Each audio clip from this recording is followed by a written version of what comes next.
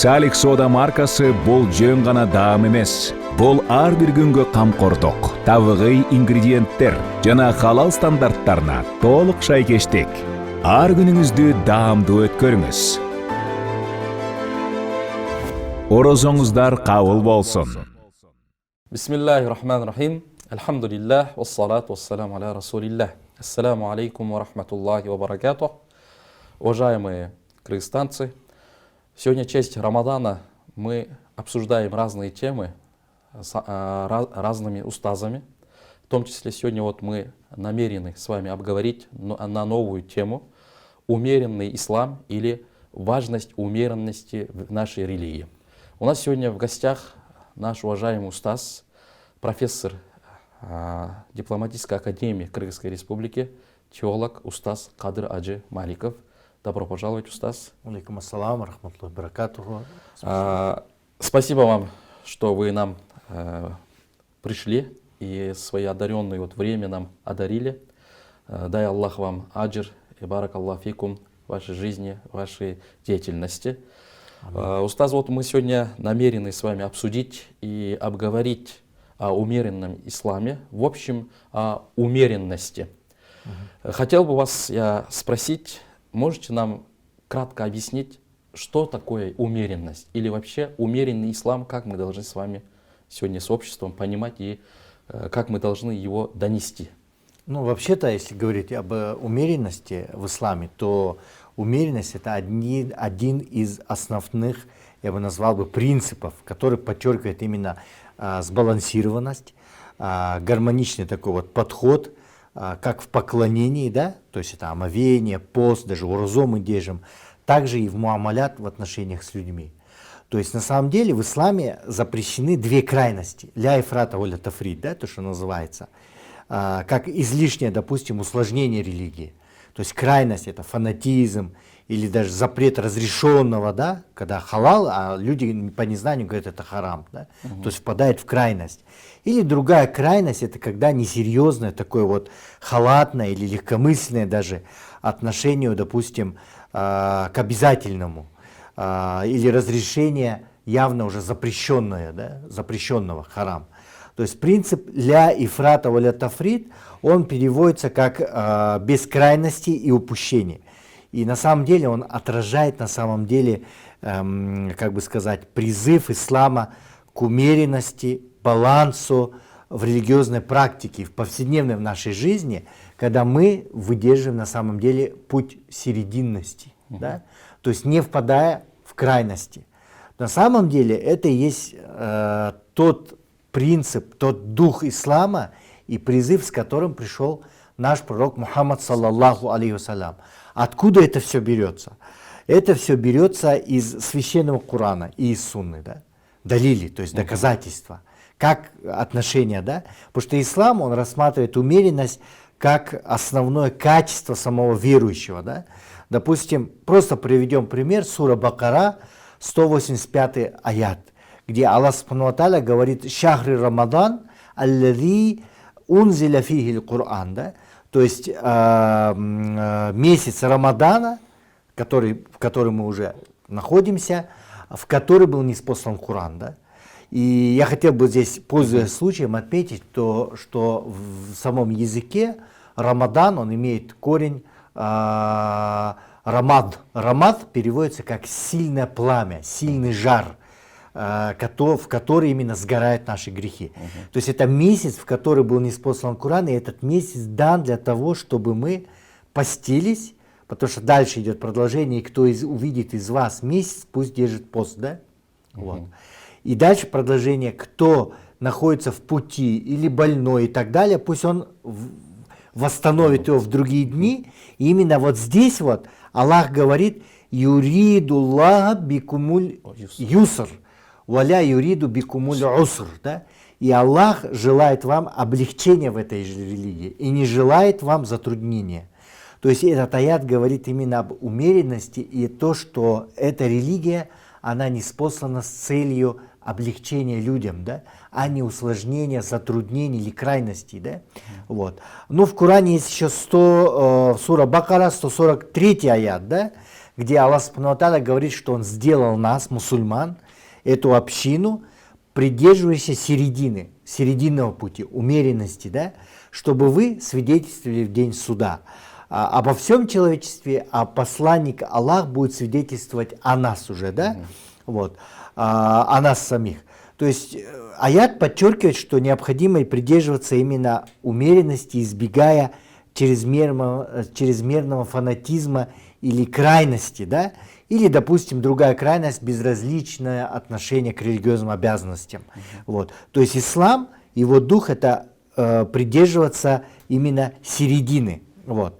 Также сура Аль-Фуркан в 67-м аяте Аллах Субхану ва Тааля, призывая, говорит: они расходуют средства и не расточают их. Да?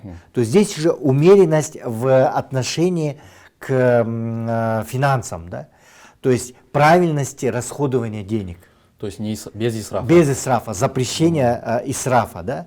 И сура Майда также, в 87-м аяте Аллах Субхану ва Тааля говорит: «Я югалладина аману», вы, которые уверовали, не запрещайте блага, которые дозволил вам Аллах. Да? И не приступайте границ того, что Он запретил. То есть здесь умеренность уже, вот у нас в жизни часто бывает, когда люди, некоторые наши братья или сестры, иногда по незнанию это, да, чаще всего запрещают то, что разрешил Аллах. То есть делает запретным, да, на какие-то вещи, на какие-то, допустим, предметы, говорят, это харам. Но на самом деле это не запрещено.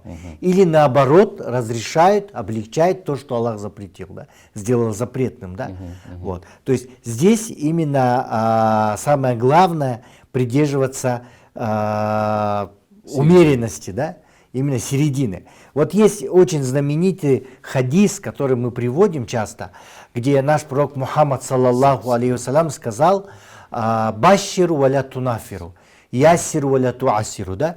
То есть говорите такие слова, благую весть, которая привлечет сердца, но не говорите то, что оттолкнет от религии. И облегчайте вашу религию, не усложняйте ее. Потому что до этого погибли те, кто усложнял ее, то есть народы, которые были до вас, да, общины. Потому что есть знаменитый хадис, он есть в Сахих аль-Бухари, хадис о чрезмерных, да, то есть где наш пророк Мухаммад, саллаллаху алейхи вассалям, сказал: погибнут проявляющие чрезмерную строгость. Да.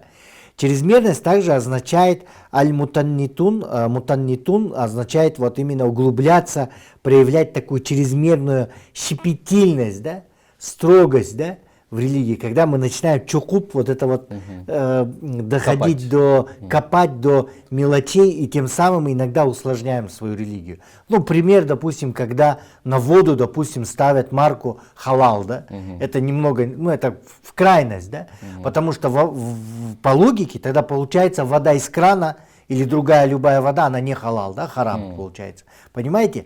То есть нельзя усложнять свою религию. Вот. А также и в целом, если мы посмотрим, то именно есть призыв в целом о том, что при столкновении с трудностью Аллах дал нам облегчение в этой религии. Да? Из этого исходят правила шариата, или правила, называют их кавайдуль фикхия, да? То есть правила исламской юриспруденции. Вот. И именно что ад-дурурат тубихуль махдурат. То есть срочная жизненная необходимость разрешает запрещенное даже. Да? Ну, это знаменитый, вот, ну, если посмотреть правила, если мы посмотрим в жизни, то когда мы попадаем в крайне трудную ситуацию, допустим, с ковидом, да, когда был ковид, то люди почти, можно сказать, ну, были на грани жизни и смерти, и ученые многие разрешили принятие, допустим, лекарств, это кликсан, в содержании которого было свинина, если нет альтернативы. Кроме этого лекарства, если нет, для спасения жизни. Да? Вот. В таких случаях разрешено. В таких случаях разрешено, да. Ну, вот. Да. Вот как вы сейчас перечислили несколько аятов из Корана и хадисы, значит, умеренность в исламе — это не вздумано от людей, от ученых. Это и есть основа в Коране и в Сунне. Конечно, да, это хадисы, откровенные, прямые хадисы и аяты Корана. Как вы можете сказать, вот, в настоящее время у нас многие молодежи, в том числе те, которые начинают практиковать ислам в жизни, идут на не умеренность, а на чрезмерность. Вообще причиной чрезмерности, что оно вообще? Вообще, в первую очередь, это называется незнание, да? То есть неграмотность, отсутствие информации. То, что мы называем невежество, да, простым языком. Вот. Ну, первый пример крайнего такого сурового проявления, да, крайности, да, это такое суровое осуждение или даже обвинение других. Часто встречается у молодежи, у молодых людей, как я уже сказал, из-за нехватки знаний или даже искаженного какого-то представления, первичной информации об исламе. Да? Вот. Зачастую некоторые молодые люди, которые только недавно сами пришли к исламу, но до этого вели абсолютно светскую, в кавычках, да, жизнь, далекую даже, да, от религии. То есть после прихода к вере они склоняются иногда к крайностям, да, из-за незнания в основном. Вот. Крайностям и даже жесткому такому суждению в отношении другим.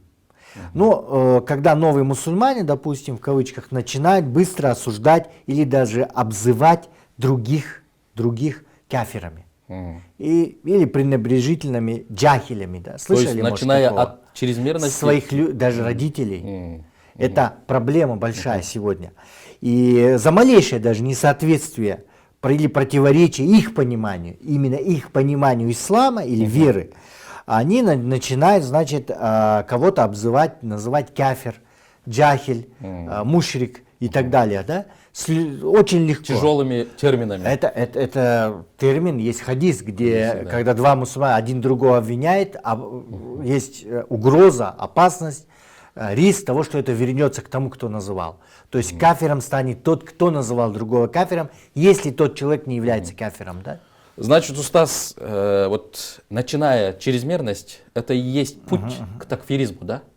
Да, это очень опасный путь большой фитны. Когда человек обвиняет, открыто заявляет о неверии другого, да, это даже очень близко даже к неверию в каком плане, что о том, что верит, не верит человек, знает только Всевышний Аллах. И так, кто как верит перед Аллахом или не верит, это прерогатива решать не у человека, а у Всевышнего Аллаха Субхану ва Тааля. И это грех большой, когда кто-то забирает эту прерогативу и начинает рассуждать и говорить, и называть кого-то верующим, или даже в слабой вере обвинять и так далее. Видите, в западных странах, допустим, я просто расскажу, где материализм, он часто вот оставляет людей духовно опустошенными сегодня. Да? В западных странах. И ислам, он наоборот привлекает много молодежи в Западной Европе, даже в тех же Соединенных Штатах, да? В Японии, допустим. И большинство новообращенных мусульман в Европе, в Америке, это, кстати, образованные молодые люди, да? Это девушки, парни, допустим, которые находят, наоборот, в исламе ответы на вопросы, находят в исламе определенную защиту, да, своих прав. Ислам предлагает, потому что ясные ответы на основные вопросы молодежи сегодня. Да? То есть в чем смысл жизни, цель вообще нашего существования в целом, да? Конечная цель всего человечества, забота, мысль о глобальности, потому что ислам, он глобальная религия. Да? Это глобальное послание всему человечеству, действующее до судного дня. И именно вот согласно данным Pew Research Center, да, значительное число, которое принимает ислам, оно ежегодно. В Соединенных Штатах 20 тысяч человек каждый год принимают ислам. 20 тысяч. Только Соединенные Штаты. Да? Поэтому осуждение и грубые отношения, оно могут оттолкнуть, наоборот, человека от веры. Когда кто-то называет другого кафиром или проявляет агрессивность в вере. Да? Значит, радикализм, чрезмерность, оно отталкивает от ислама. Других людей. Наоборот, да. Особенно неверующих Конечно, людей, которые конечно. еще в ислам не пришли. Конечно, потому что основной смысл этой религии – это спасение человечества через призыв. Когда человек, даже пусть он грешник, даже грешит, даже какие-то грехи совершает, но самое главное, если он уверует, Если иман, Аллах даст ему иман в сердце, то он спасшийся. Просто приведу пример. Вот взять наше понимание матуридитское, да, понимание веры, да? Иман. Что такое иман? Да? В основное отличие то, что согласно нашему ханафитскому, матуридитскому вероучению, веропониманию, иман это иман биль кальб, вот тастык биль лисан. То есть вера сердцем и подтверждение твоего, что в сердце, веры языком. Там нет понятия амал, да? То есть если человек, допустим, это наши родители, это наши соседи, даже кыргыздар, наше общество, вот наше общество в целом, да, все, которые этнически считаются мусульманами, но многие не читают намаз. Не практикующие мусульмане. Да, которые они верят, они мусульмане именно, именно не практикующие, правильно? Но при они этом, мусульмане. При этом уверят, что Аллах есть. Да, они являются мусульманами. Им читается Коран, им читается джаназа, правильно? Их все поступки тогда рассматриваются, принимаются согласно шариату, да? Вот. И вот это очень важно. Потому что нам задают часто вопрос, вот, например, молодой, в возрасте, извиняюсь, женщина под 70 лет, она хочет в этот Рамадан попробовать поститься. Но она еще не научилась намаз читать, она еще не пришла к этому. Но хочет начать ислам свой не с намаза, а с орозо. Можно ли ей держать орозо без намаза? Да, можно. Вот. Можно. Ее намаз принимается, но, конечно, она не получает то вознаграждение, если бы она читала намаз. И поэтому мы рекомендуем, если даже вот кто в возрасте старается первый шаг, да, приходит к исламу через Рамадан, через орозо, чтобы она во время орозо желательно научилась какие-то суры Корана. Намазу тоже. Да, научилась бы хотя бы читать намаз, да, и так далее. То же самое хадж. Когда кто-то, допустим, у нас среди нас много есть светских, умры. Да, умру, политики ездят в умру, правильно? Да. Может быть, Аллах Субхану откроет там сердце. Он придет, он начнет читать намаз и так далее. Это является один из, можно сказать, способов призыва, правильно? И мы не должны закрывать, говорить, жестко отталкивать. Наоборот, мы должны как бы призывать к вере мягко. Потому что Аллах Субхану ва Тааля в сурату Ан-Нахль в 125 аяте говорит: призывай на путь Господа твоего с мудростью и добрым наставлением именно, да? Биль хикмати валь мавиза хасана. То есть, что такое мавиза хасана? Это мягкость, это любовь с любовью, да? Чтобы человек, он хотел, наоборот, стремился, да, к своему Господу. Потому что мы все хотим спастись, понимаете? Мы все хотим счастья в этой и в следующей жизни.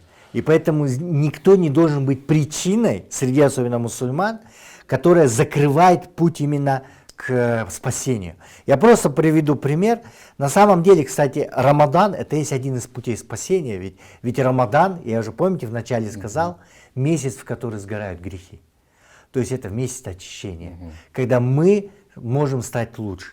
Мы можем исправить свои, какие-то, может быть, негативные, плохие стороны характера. Попросить прощения перед Всевышним. Очиститься. Не просто же голодают, правильно, в Рамадан. Самое главное — это духовный пост. Да? То есть цель приближение к Аллаху Субхану ва Тааля. Цель Рамазана — это, то есть, очищение и приближение к Аллаху Субхану ва Тааля. Когда после Рамадана мы выходим другими людьми. То есть шанс для очищения улучшенными. И приближения к Аллаху. Потому что к пророку, саллаху алейхи вассалям, подошел араб, бедуин, и спросил: я Расуллах, махуаддин. Махуаддин. Что такое религия? О посланник Аллаха, что такое религия? Он ответил всего одним словом: хуснуль хулюк. Благонравие. То есть смысл этой религии, чтобы мы стали лучше, благонравными, исправить. Вообще и послание пророка нашего, да, какова была? Его цель основной, миссия какова была миссия, у пророка? Исправить общество через единобожие, через тавхид, чтобы мы уверовали, да, пришли к вере и именно ради довольства Аллаха стали совершенней, то есть самосовершенство. Да. Самосовершенство путем как? Приближения к Аллаху, путем освобождения от ширка, от грехов, от разных ошибок и так далее. То есть, чтобы мы возлюбили Господа своего Аллаха Субхану ва Тааля, Создателя, да, именно сердцем. Понимаете? Потому что много читающих намаз, но проблема качества. Качество. Проблема в ихсан. А ислам учит, помимо ислам, да, иман, ислам, ихсан. Именно ступени, чтобы мы не останавливались. Главное, чтобы наши намазы, наш Рамадан, Орозо не превратилось в зарядку и не превратился в голод. Просто в голодовку. Ведь есть на это хадис. Камминаль наси, да? Сколько из людей после Рамадана получают только что, пророк сказал, голод. Голод и все. И все, больше ничего. То есть вот это очень важно. Я просто приведу пример о милости ислама, милосердии, его мягкости. Да? Когда один, это хадис знаменитый, вот, Абу Хурейра, ради Аллаху анху, когда один бедуин встал и принялся что? В мечети мочиться. Понимаете? И все люди встали и хотели остановить его. На что пророк сказал, оставьте его. Да? И велел вылить ведро воды. И после этого бедуин обратился и принял ислам. За мягкость. Мягкость. Почему? Потому что пророк сказал, оставьте его. Потому что он знал, что это невежественный бедуин. И не знающий ислам. И не знающий ислам. Да. И за это, за его проявление великодушия, прощения, бедуин принял ислам. Понимаете? И здесь очень важно вот это понимать, что благой нрав, он является ключом. Значит, Устаз, наш благой нрав, поведение в отношении других людей. Вывод с ваших слов, которые вы нам разъяснили, значит, когда мы хотим призывать к исламу, должны вот, вы даже привели нам аят в том, что Аллах говорит, что с мудростью, с мягкостью, значит, мы должны относиться очень тонкостью, дипломатично, да? Да, да. Потому что, когда мы читаем коранические аяты, там, как нам всем известно, много Аллах нам привел истории Бани Исраиль. Бани Исраиль. И там вот даже вот когда Аллах отправляет пророка Муса к фараону, и тогда тоже Аллах, я вот встречал такой аят, что Аллах даже своему пророку, что говорит, что приказывает, что относиться к нему даже, этому человеку, который себя даже мягкостью. Вот у меня такой вопрос. А почему Аллах именно даже вот таким людям, которые себя всем объявил, что он сам Бог, но при этом Аллах сам говорит, истинный Бог Аллах говорит, чтобы ему тоже относиться мягкости. К чему эти аяты нас учат вообще? К тому, что чтобы мы проявляли сабр, терпение к тем, кто не знает, кто даже проявляет открытый куфр, неверие, да? Проявляли терпение в плане призыва. То есть толерантность. Мы были толерантны, мягкость и были сами примером. Понимаете, мы много говорим, да, с минбаров, да, допустим, с выступлений на передачах, но даже просто взять, общество у нас не изменяется в лучшую сторону. Да. То есть это означает, что что-то не хватает. Чего не хватает? Во-первых, это язык донесения. Когда язык мягкий, когда есть намерение, когда мы стараемся призывать к милосердию, к любви к Аллаху Субхану ва Тааля, это совсем по-другому.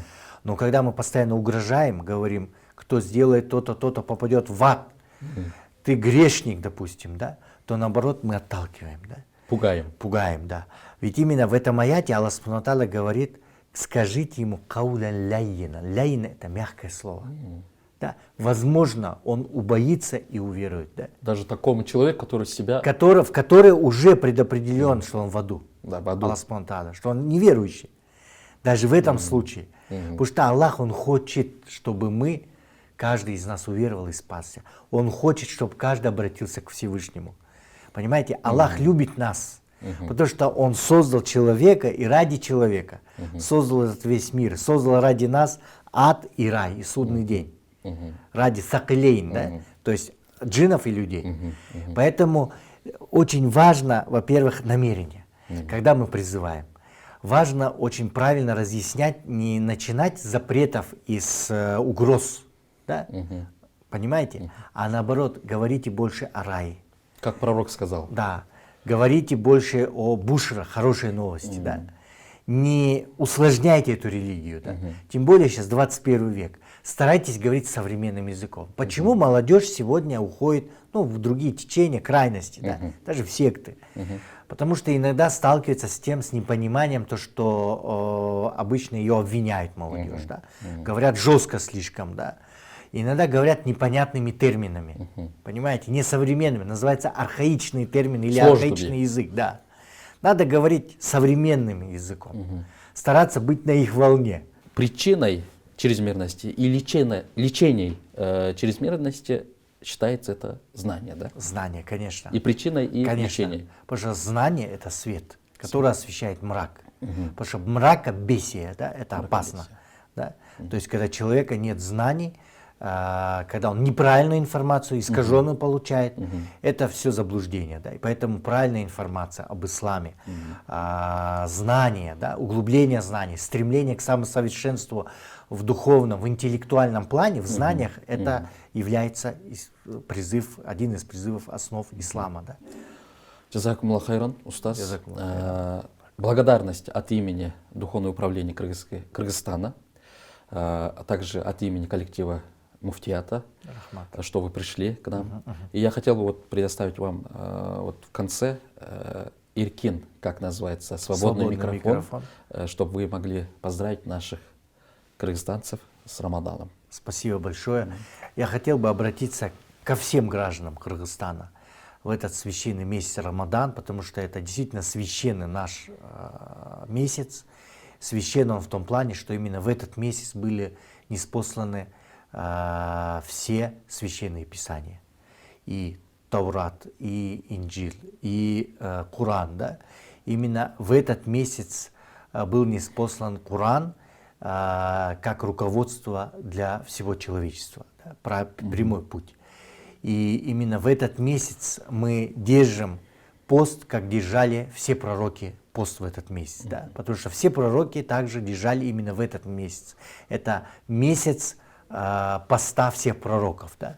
И именно в этот месяц прощаются многие грехи. Все зависит от нас.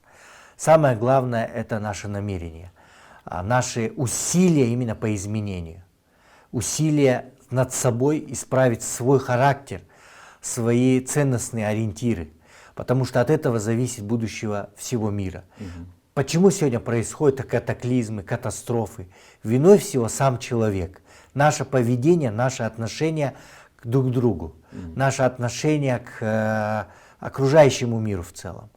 В Коране Аллах Субхану ва Тааля говорит: «Инна Аллаха ла югайру ма би каумин, хатта ма югайру би анфусихим». Аллах не изменит то, что в народе, в человечестве, в обществе, пока мы не начнем изменяться сами. То есть я хочу пожелать, чтобы в этот священный месяц Рамадан мы начали изменяться. Каждый из нас пусть начнет с самого себя, со своей семьи. Изменяться именно в лучшую сторону, в характере. Хуснуль хулюк, благонравие. Это наша цель, это наше очищение перед Всевышним Аллахом Субхану ва Тааля. Спасибо за пожелание. Пусть Аллах примет ваше пожелание. Аминь, Дуа. аминь, аминь. Уважаемые наши телезрители, дай Аллах наши рамаданы, все наши деяния, все наши посты, пусть Аллах примет. Всем вам мир Аллаха, чтобы Аллах нам одарил хорошей жизнь, не только мирской, и в ахирате. Ассаляму алейкум ва рахматуллахи ва баракату. Аллаху акбар, Аллаху акбар, Аллаху акбар, Аллаху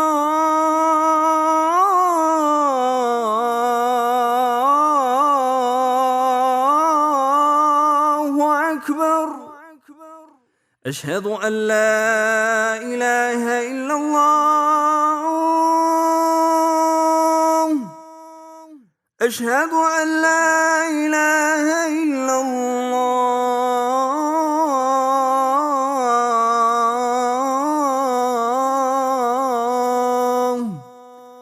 أشهد أن محمد رسول الله أشهد أن محمد رسول الله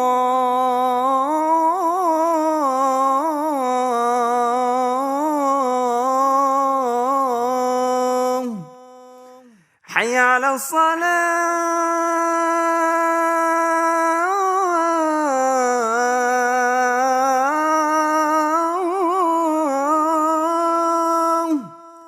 حي على الصلاة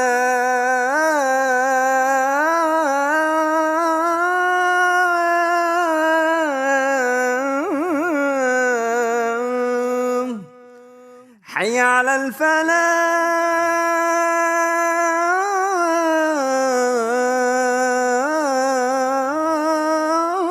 الفلاح حي على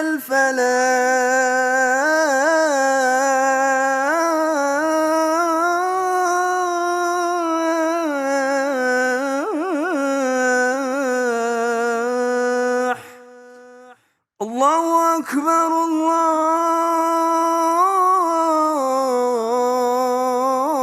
الله أكبر لا إله إلا الله.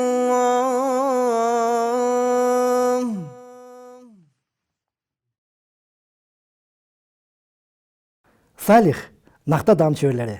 Салих компаниясы Қырғызстан мұсылмандарының дин башқармалығының адал сертификатына ие болған мекеме. Салих компаниясы елімізге адал азық тартуулайды. Рамазан айыңыздар марек, оразаңыздар қабыл болсын.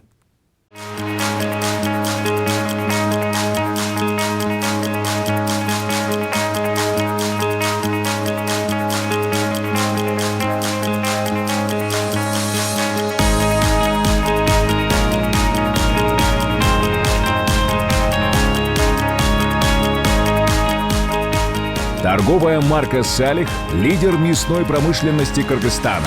Вся продукция производится по принципу халал и соответствует международным стандартам EAC ISO 22000. Торговая марка «Салих» выпускает продукцию высокого качества, колбасные изделия, мясные деликатесы, сэндвичи, хот-доги и бургеры.